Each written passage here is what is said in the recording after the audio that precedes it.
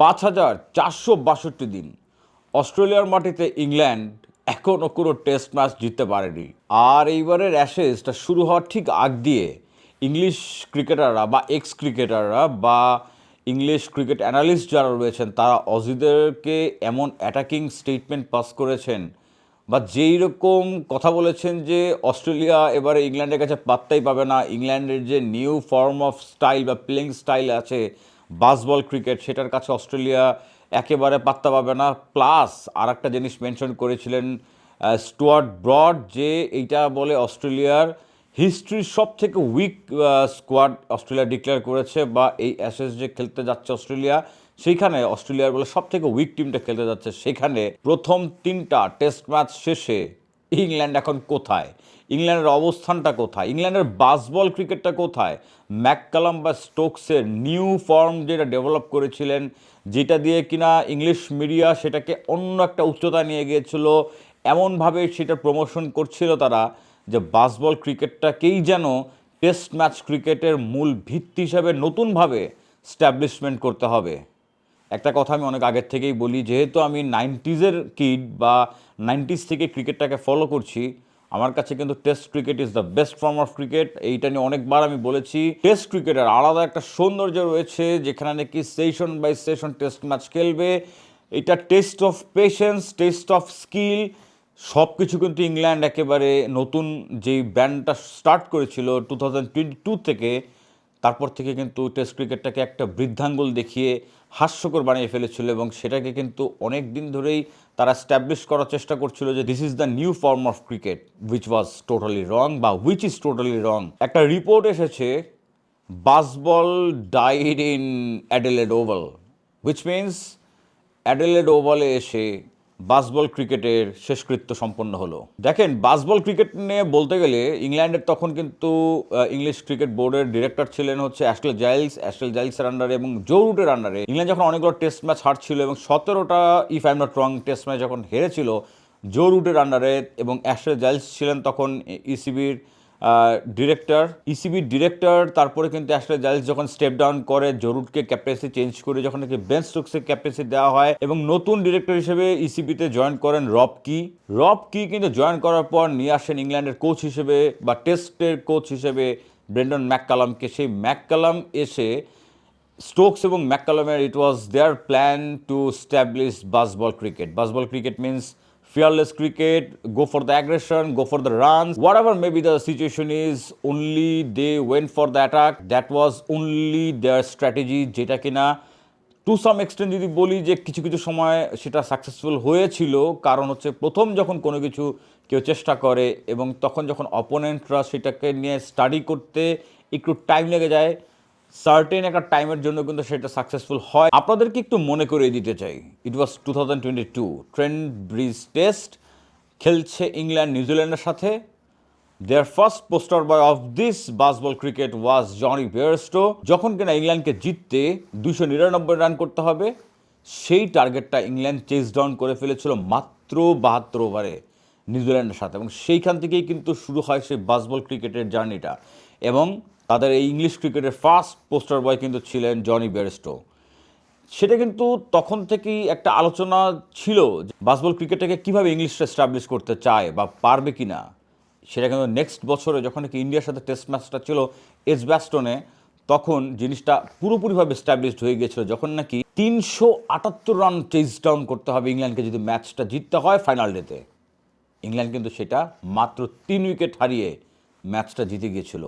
So ওইখান থেকে কিন্তু স্ট্যাবলিশড হয়ে যায় এই বাসবল ক্রিকেটটার, এবং ওইখান থেকেই কিন্তু ইংল্যান্ডের এই নতুন ব্র্যান্ড অফ ক্রিকেটটা আস্তে আস্তে সারা দুনিয়াতে ছড়িয়ে পড়ে, যে ইংল্যান্ড টেস্ট ক্রিকেটে ডেভেলপ করছে with their new form of বা ব্র্যান্ড অফ ক্রিকেট, যেটাকে বলতাম বাসবল ক্রিকেট। বাসবল ক্রিকেটটা কেন বাসবল বলা হয়? বিকজ অফ ব্রেন্ডন ম্যাককালামের নিকনেম হচ্ছে বাজ, সেখান থেকে বাজ, এবং যেহেতু ক্রিকেট ব্যাট বলের খেলা, সো বাসবল এটা একটা টাইটেল দেওয়া হয় বা এটা একটা নাম দিয়ে দেওয়া হয়, যেটা একটা স্ট্যাবলিশড হয়ে যায়। যাই হোক, এত গল্প করার পেছনে মূল কারণ হচ্ছে এবারের অ্যাশেজে ইংল্যান্ড যে এসেছিল অস্ট্রেলিয়াকে একেবারে হারিয়ে দিবে, অস্ট্রেলিয়াকে উড়িয়ে দিবে, অস্ট্রেলিয়াকে গুড়িয়ে দেবে, সেটা কি পসিবল হয়েছে কি না? একদমই না।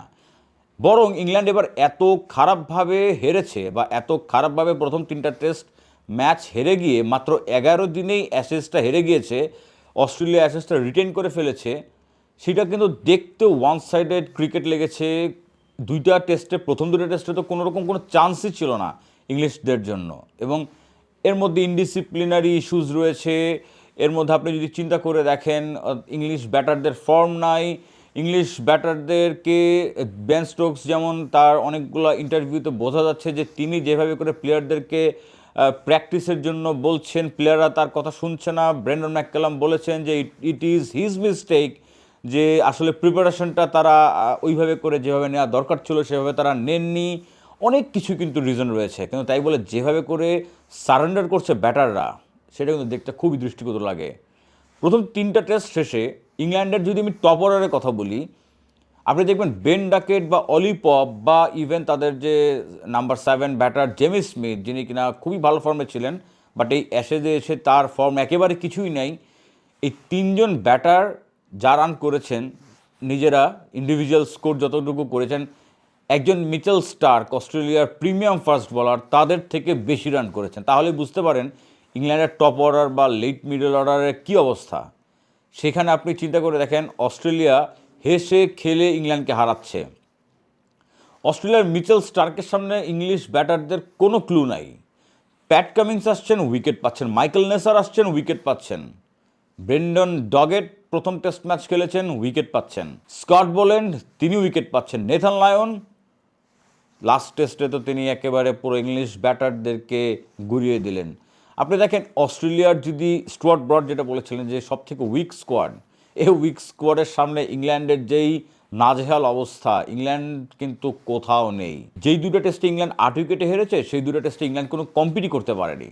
হ্যাঁ, লাস্ট টেস্ট ম্যাচটাতে এসে ইংল্যান্ড যখন তাদের সেকেন্ড ইনিংসে একটা প্রতিরোধ গড়ে তুলেছিল বা একটা ব্যাটিংয়ের চেষ্টা তারা প্রতিফলন করেছিল, যেইটা তাদের বাসবল ক্রিকেট থেকে বের হয়ে এসে সেই back to the old tradition, যেটা নাকি টেস্ট ক্রিকেটের বিউটি।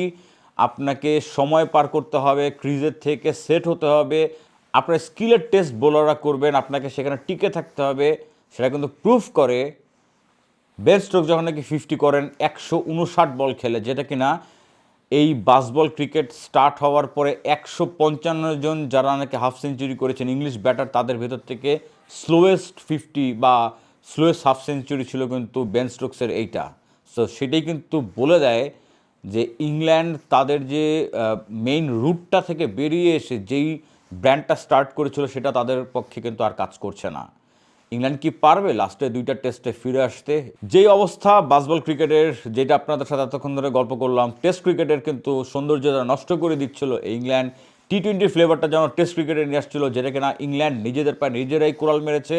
কারণ যতই আপনি বলেন না কেন, যেটা নাকি টি20 ওভার্সের খেলা, যেই ফ্লেভারটা টি20 দেয়, সেটা যদি আপনি টেস্টে এনে আপনি 5 দিন ধরে সেই রকমভাবে আপনি খেলতে পারেন, হয়তো আপনি 10 ম্যাচের একটাতে সাকসেসফুল হবেন। কিন্তু ম্যাক্সিমাম কেসে যেটা হবে যে আপনার যখন নাকি প্ল্যানটা, আপনার যখন এই ফর্মুলাটা আউট হয়ে যাবে, তখন কিন্তু অন্য অপোনেন্ট আপনাকে যখন নাকি জেকে ধরবে বা চেপে ধরবে, তখন কিন্তু আপনার সেখান থেকে বের হওয়াটা ডিফিকাল্ট হয়ে যাবে। সেই জন্যই কিন্তু বলছিলাম বা টাইটেলে যেটা বলেছি যে বাসবল ক্রিকেটের শেষকৃত্য কিন্তু সম্পূর্ণ হলো অ্যাডিলেড ওভালে, যেটা কিনা শুরু করেছিল তারা সেই ট্রেন্ট ব্রিজ থেকে। আপনারা বাসবল ক্রিকেট নিয়ে কী মনে করছেন? ইংল্যান্ডের এই হারটাকে আপনারা কীভাবে দেখছেন? এবং এই ব্রেন্ডন ম্যাককালামের এই বাসবল ক্রিকেট কি আর সার্ভাইভ করবে, সেটাও কিন্তু আপনাদের কাছ থেকে জানতে চাইবো। যারা নাকি আমাকে নতুন দেখছেন, it's a kind request, please please please make sure to subscribe my YouTube channel and follow my Facebook page.